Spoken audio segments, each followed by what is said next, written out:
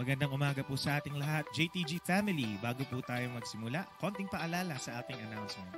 Una na po dyan, magkita-kita po tayo tuwing midweek service. Yan po ay ginaganap tuwing Wednesday, alas 7 ng gabi. Magsama-sama rin po tayo every month. Tayo may Fuel Night Friday po natin yung ginaganap, 7 p.m. dito po sa ating JTG GMA Hall. Also, we would like to encourage everyone at full capacity na po tayo sa ating Sunday worship service. Meron po tayong 8 a.m. at 10 a.m. That's on-site. At nagsusupport tayo online 10 a.m. to 11:30 a.m. at jtg.gma.ph. And finally, we encourage everyone, sumali na kayo sa ating mga small groups. May 3 pamamaraan kung paano po tayo sasali. Meron po tayong Bible study group, discipleship group, at connect group. According to your age, we have youth, young adults, and men's and women's connect group. Simulan na po natin ang ating morning devotion. Muli, magandang umaga po sa lahat.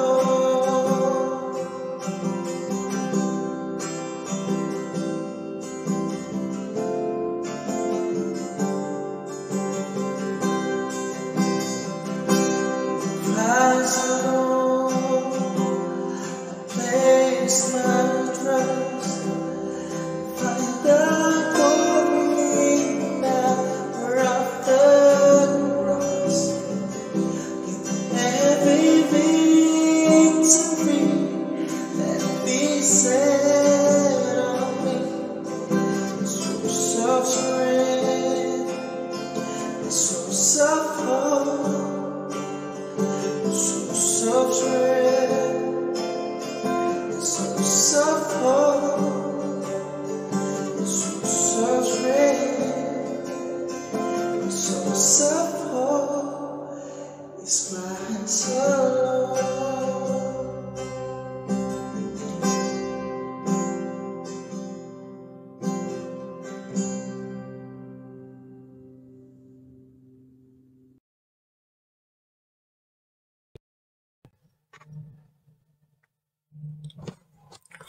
Good morning po JTG family. Welcome pong muli sa ating pong morning devotion. Pero bago po yan, tayo po muna ay manalangin.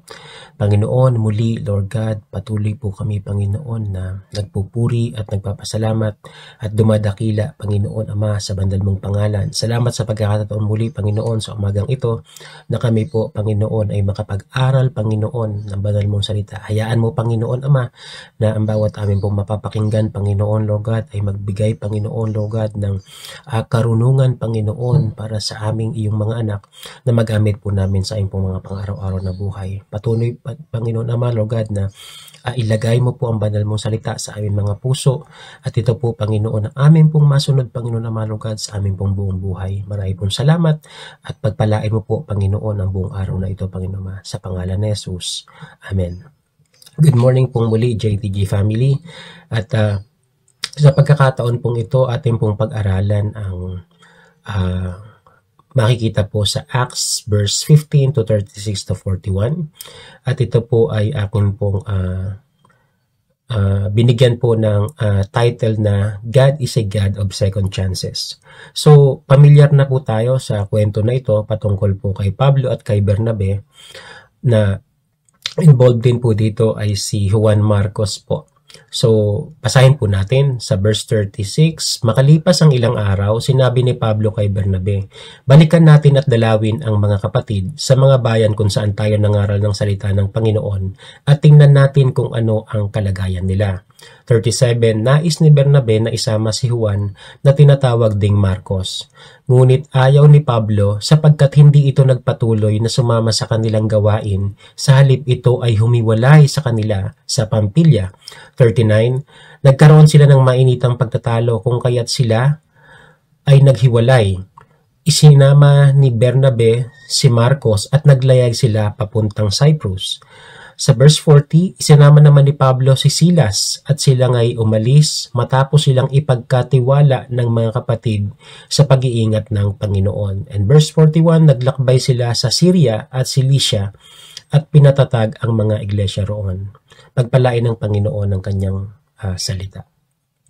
So, isa-isahin po natin yung mga verses na atin pong nabasa. Simulan po natin sa verse 36. Ang sabi po dito, ang ating pong tanong dito, verse 36, bilang isang mabuting apostol, ano nga po ba yung naging usapan or yung pinagkasunduan ni Pablo at ni Bernabe? So kung babalikan po natin, sabi po doon, sabi ni Pablo, ay balikan natin yung at dalawin ang mga kapatid sa mga bayan kung saan tayo nangaral ng salita ng Panginoon. At tingnan nga daw po kung ano yung mga kalagayan nila doon. So, makikita po natin na bilang isa pong mabuting apostol o isang mabuting manggagawa ng Panginoon, ito pong si Pablo at si Silas, si Bernabe, ay may care sila dun sa mga tao na kanila pong napangaralan. So, hindi lang po sila parang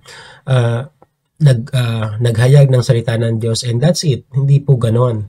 So, andun po lagi sa heart ni Pablo na mabalikan ito po mga tao na kanila pong napangaralan. So, lagi po nating ilagay din sa ating pong isipan kung agad po natin bibigyan ng aplikasyon ito pong verse na to na hindi po natin dapat pabayaan yung mga tao pong ating napangaralan. Bagkus po, magkaroon po tayo ng care sa kanila pong welfare, kung nagpapatuloy po ba sila, ano na po ba yung kalagayan nila, nag-grow po ba sila. So, ito po ay ating pong dapat manahin sa ating pong mga apostol na nabanggit po sa Biblia, katulad po nito ni Pablo. So, let's move on po sa verse 37. Ang sabi po dito, excuse me, sino po ba yung gustong isama ni Bernabe? So, sa verse 37, nais ni Bernabe na isama si Juan Marcos. So, sino po ba si Juan Marcos? Si Juan Marcos po ay ang pamangkin po nito ni Bernabe. So, bakit po kaya meron opposition dito si Pablo? So sabi po sa verse 38, Ngunit ayaw ni Pablo sapagkat hindi ito nagpatuloy na sumama sa kanilang gawain. Sa halip, ito'y himiwalay sa kanila sa Pampilya. So, bakit kaya ayaw naman isama ni Pablo itong si Juan na tinatawag ding Marcos? So, meron po kasing backstory to. So, balikan po natin sa Acts 13 verse 13. Sabi po dito, mula sa Paphos, naglayag sina Pablo hanggang sa Perga sa Pampilya. Ngunit, humiwalay naman sa kanila si Juan Marcos at nagbalik sa Jerusalem. So, ito po yung pinagmulan kung bakit po ayaw nang isama nitong si Pablo, ito pong si Juan Marcos, dahil nga po sa isa po nilang misyon ay nagpasya po itong si Juan Marcos na humiwalay. So, going back to this passage or to this chapter, dati na po pala nilang kasama ito pong si Juan Marcos, ngunit hindi po nagpatuloy. And kung titingnan po natin, hindi naman po binabanggit ng Biblia kung ano po yung reason kung bakit hindi po nagpatuloy ito pong si Juan Marcos sa pagsama dito nga po kay Pablo at kay Bernabe. So, maari po na hindi na po nga nabanggit ng Biblia kung ano po yung kadahilanan, ngunit ito pong, kung ano man po ang dahilan na ito po yung punto ni Pablo kung bakit ayaw niya na po itong isama. But then, ang sabi po naman sa verse 39, nagkaroon sila ng mainitang pagtatalo.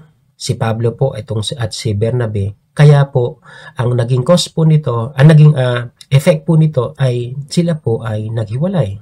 Isinama ni Bernabe si Marcos at naglayag papuntang Cyprus. So, dahil naman po dito, himuwalay din po si Pablo. So, si Pablo naman po nagpunta at umalis kasama si Silas. Matapos silang ipagkatiwala ng mga kapatid sa pag-iingat ng Panginoon. Tingnan po natin. So, ang sabi po dito sa verse 40, isinama naman ni Pablo si Silas. At kung titingnan po natin, going back to the verse, ano po ba yung ginawa ng mga kapatid sa kanila? Ang sabi po dito ay sila po'y pinagkatiwala ng mga kapatid sa pag-iingat ng Panginoon. So, kung makikita po natin, the church pray for these two apostle.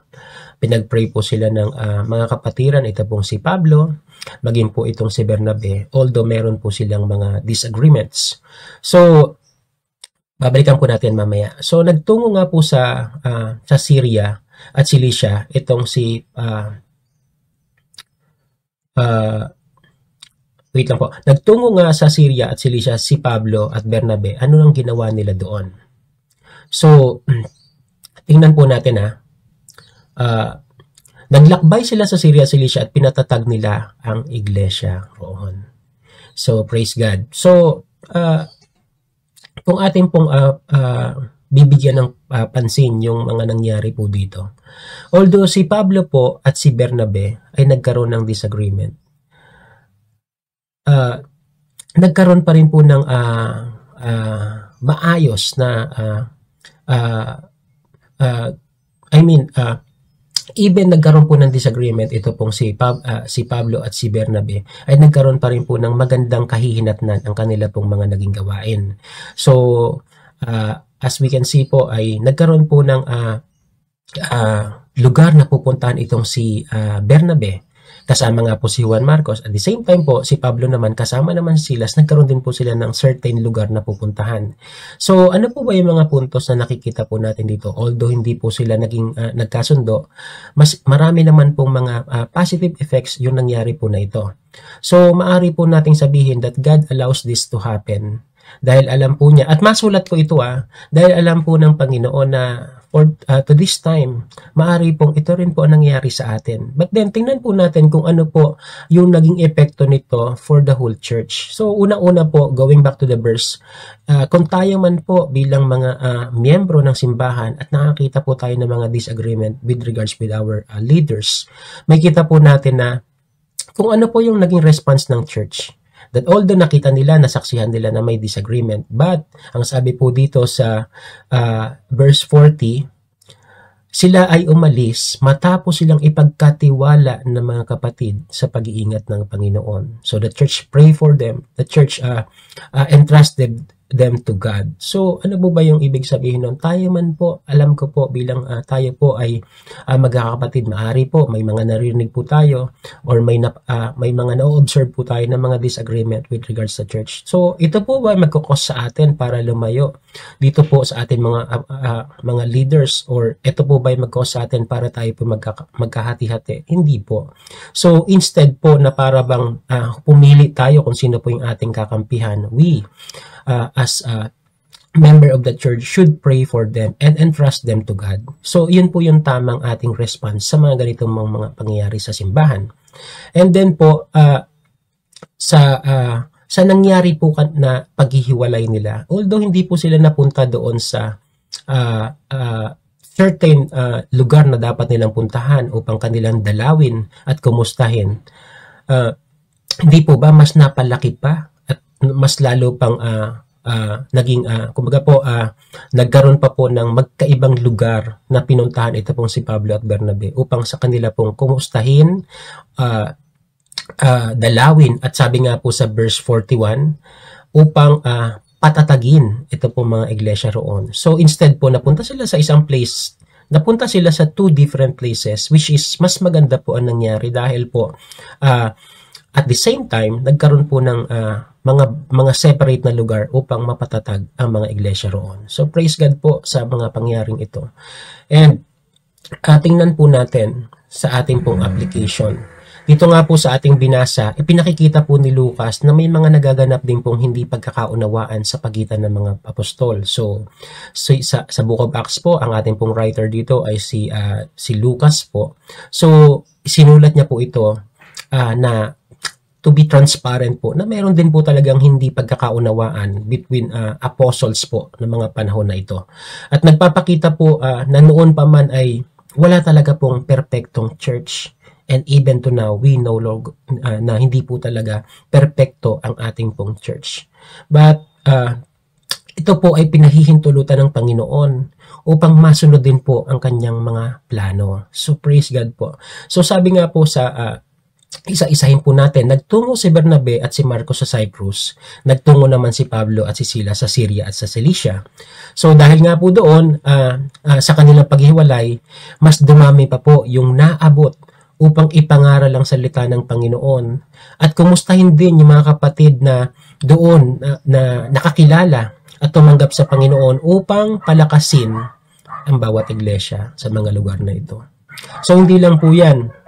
Sabi ko nga po kanina, natutong ipagkatiwala ng mga kapatid sa Diyos ang hindi pagkakaunawaan ng mga pinuno ng simbahan. So ang kanila pong ginawa ay ang tinatawag na pagpapasakop po sa liderato ng simbahan at pananalangin para dito. So alam niyo po yun, we as the member of the church should entrust everything to God and also to pray for our leaders po. Na even dumaranas tayo ng mga ganitong pagkakataon, hindi naman po palagi, pero sa mga bawat pagkakataon na ganito, ang ating pong duty as a member of the church should pray for them, should be entrust them to God. Dahil si Lord naman po ang may, sabi po nito, narinig ko po ito one time kay Pastor Bong sa akin. Sabi po niya, if mayroong mga problema with the leadership of the church, we as a member of the church should pray for them. And, yun po yung duty natin as a member. Kasi, unang-una po sa lahat, ang mga leaders po, ang aming pong mga pastors and leaders, hindi po natin department yan. It is God's department. So, let God handle this. And, what can we do for them is to pray for them. So, yun po yung sinasabi ni Pastor Bong sa akin. And, sabi pa po dito, nagkaroon man po ng di pagkakaunawaan sa pagitan ni Pablo at ni Bernabe, ay hindi po ito nagkaroon ng masamang effect sa simbahan. Sa halip po, mas pinalaki pa po at mas pinalakas pa po ang mga simbahan na kanila pong napuntahan sa awa at sa grasya ng Panginoon. So ano po ba yung sinasabi dito? Even if there is a dispute, the plan of God will still be fulfilled.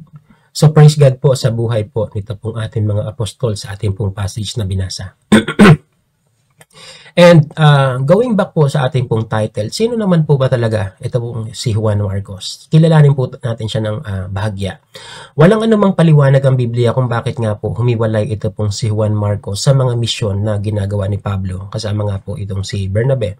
So kung saan po kung halimbawa man po, tingnan po natin, kung ikaw ang nasa kalagayan ni Juan Marcos ng mga panahon na yon, ano kaya yung mga maari mong dahilan kung bakit ka humihiwalay sa misyon ng pagpapahayag sa salita ng Diyos?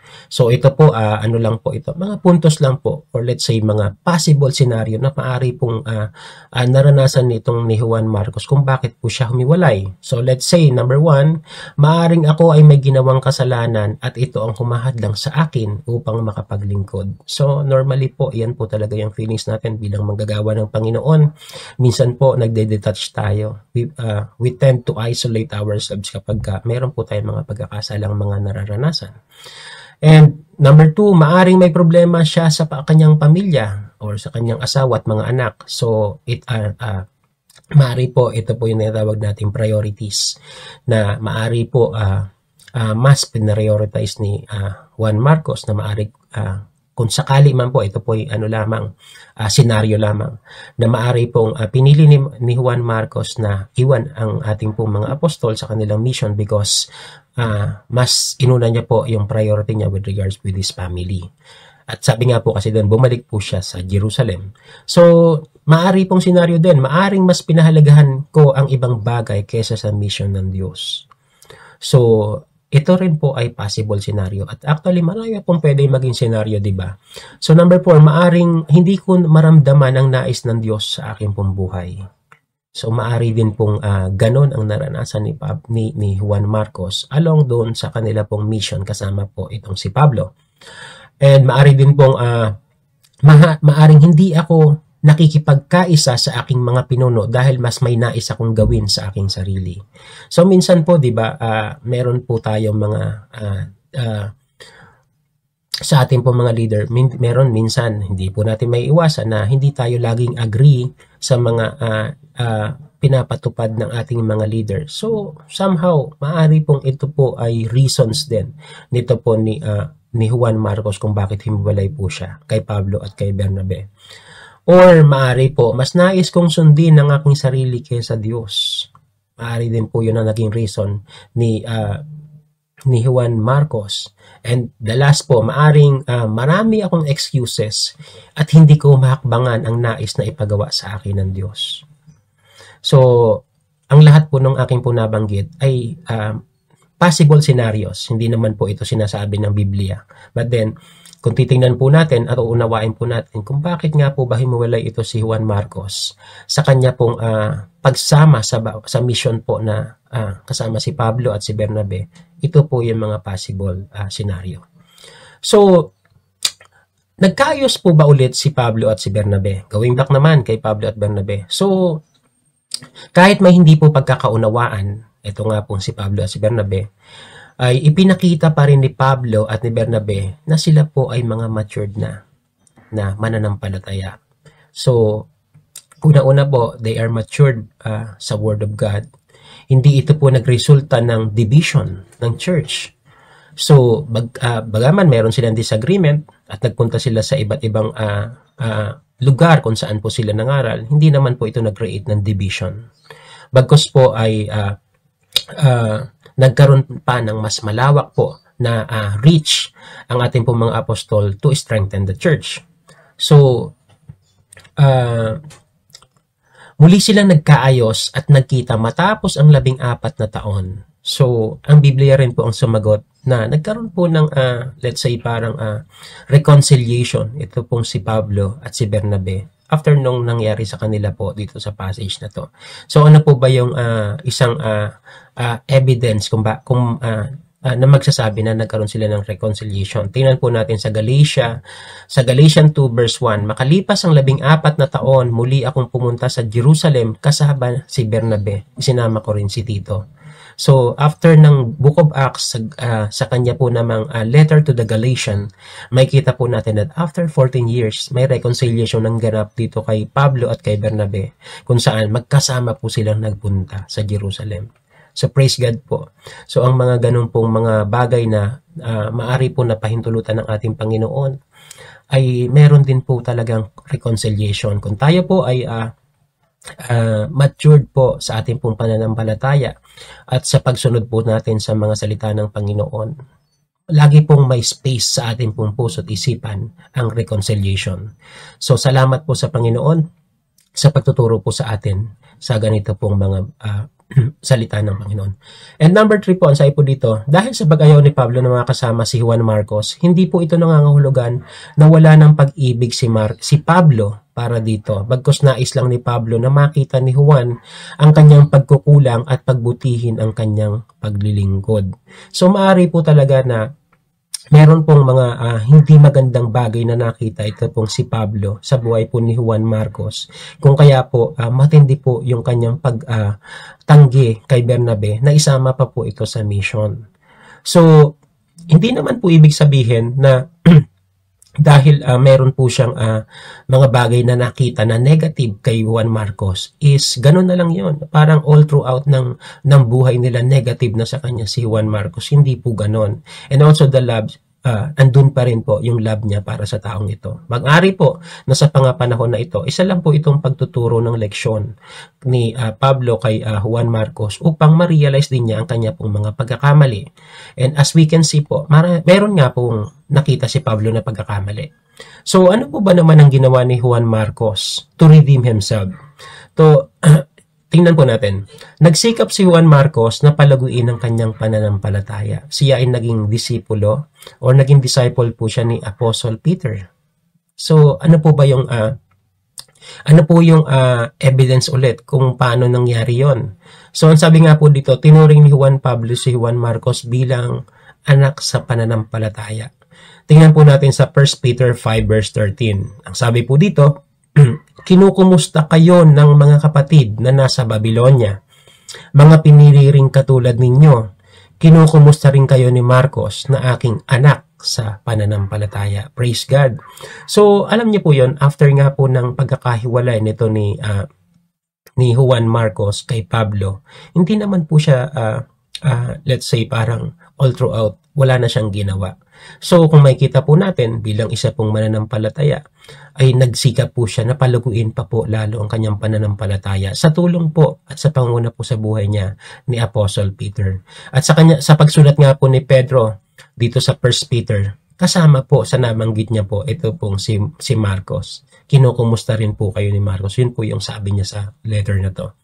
An evidence po na hindi naman po nag-give up totally itong si Juan Marcos, bagkus po ay nagpatuloy pa rin naman po siya. And also po, kinilala rin po ni Pablo yung ambag mismo ni Juan Marcos sa mga gawain ng Diyos. Tingnan po natin sa 2 Timothy 4 verse 11. Ang sabi po dito, si Lucas lamang ang mga kasama ko rito. Hanapin mo si Marcos at isama mo rito sapagkat malaki ang maitutulong niya sa aking mga gawain. So from this letter naman ni Pablo para kay Timoteo, hinahanap niya po si Marcos and he acknowledged na malaki po ang maitutulong ni Marcos sa mga gawain. And praise God. So maaari po from this letter na sinulat ni Pablo kay Timothy ay nagkaroon na po ng reconciliation itong si Pablo at si Juan Marcos.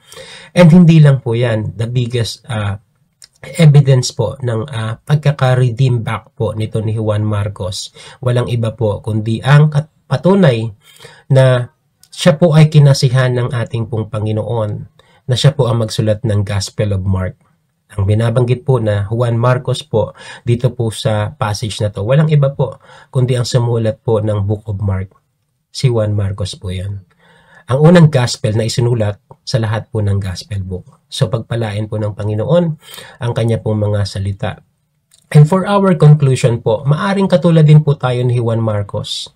Marami po tayo maaring reason kung bakit po tayo humihiwalay sa gawain ng Panginoon. Maaari po ito po ay mga pagkakasala. Ito po, normally po, ito po talaga, wala na pong iba. Ang ating pong mga pagkakasala, ang siya po talagang humahadlang sa ating pong paglilingkod. Ito rin po yung nagpapatabang sa ating pong relasyon sa Diyos. Or maari pong meron tayong mga problema sa sarili, sa ating pong pamilya, normally po sa asawa, sa mga anak natin, or ano paman, maaring sa isip mo ngayon ay may mas mahalaga pang dapat unahin kaysa sa paglilingkod natin sa Panginoon.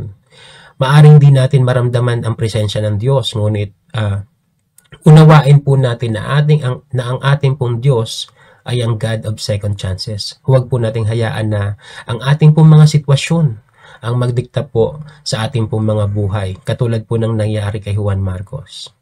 Ialay po natin ulit ang ating pong mga buhay sa Diyos at hayaan po natin na ang Diyos po ang siyang magdala sa ating pong hinaharap. And marami pong mga bagay po na nakasulat sa Biblia na ang Diyos po, He is a God of second chances. Na unang-una nga po, ito po sa ating pong pinag-aralan, ay nagbigay po ang Panginoon ng second chance dito po kay Juan Marcos. At sino po ba yung mga tao pa na talaga pong kilala natin na binigyan ng Panginoon ng second chances? So, tingnan po natin. Sa buhay po ni Jonah, sabi po sa Jonah 3 verse 1-2, "Now the word of the Lord came to Jonah the second time, saying, Arise, go to Nineveh, and that great city, and preach to it the message that I tell you." Alam naman po natin ito pong kwento ni Jonah, na ito pong si Jonah is nagkaroon po ng disobedient heart sa Panginoon with his own personal reason. Pero hindi po nag-give up ang Panginoon. Bagkus sinabi nga po dito sa verse ay tinawag niya pong muli si Jonah the second time. So ganun din po sa buhay po ni Pedro. Ito po common na po ito sa atin. Madalas po natin ito napapakinggan. Ang sabi po, di ba, sa Luke 22 verse 56-62, Peter denied Jesus 3 times, but Jesus gave Peter a second chance. Ang sabi po sa John 21 verse 17, He said to him the third time, Simon, son of Jonah, do you love me?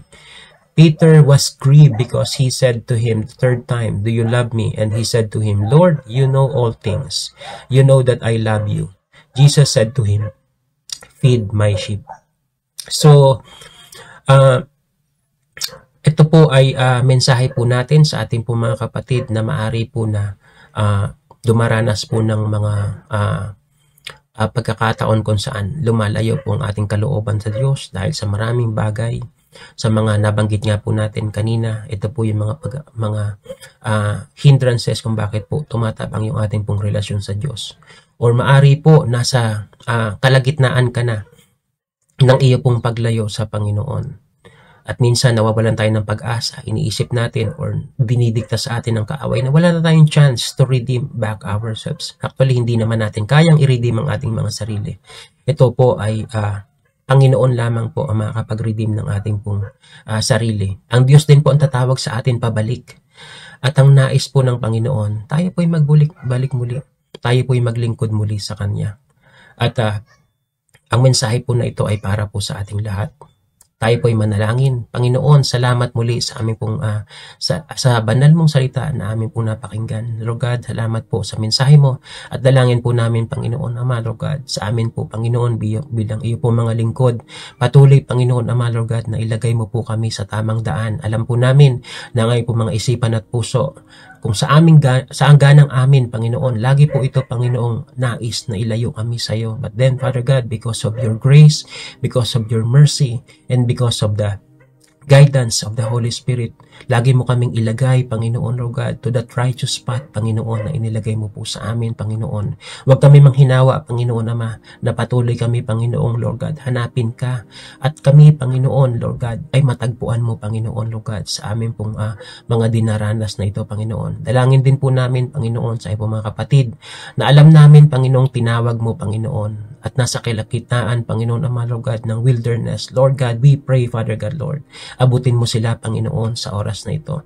And we ask, Father God, Lord, na kung paano mo sila, Panginoon, Lord God, ginamit nung una, ay mas lalo mo pa po silang gagamitin, Panginoon, that second time, Father God, na ibibigay mo po sa kanila. Salamat po sa iyo, Panginoon, Lord God. Walang imposible sa iyo. At dalangin po namin ang makapangyarihan mong kamay, Panginoon naman, Lord God, ang patuloy, Lord God, na hihipo, Panginoon, sa bawat puso nila, Panginoon Ama. Salamat po muli, Panginoon, pagpalain mo buong araw na ito, Panginoon Ama, Lord God. Salamat po, Panginoon. Sa iyo ang papuri, pasasalamat at pagsamba. sa tanging pangalan ni Jesus. Amen. Good morning po muli, JTG family. Pagpalain po tayo ng ating Panginoon.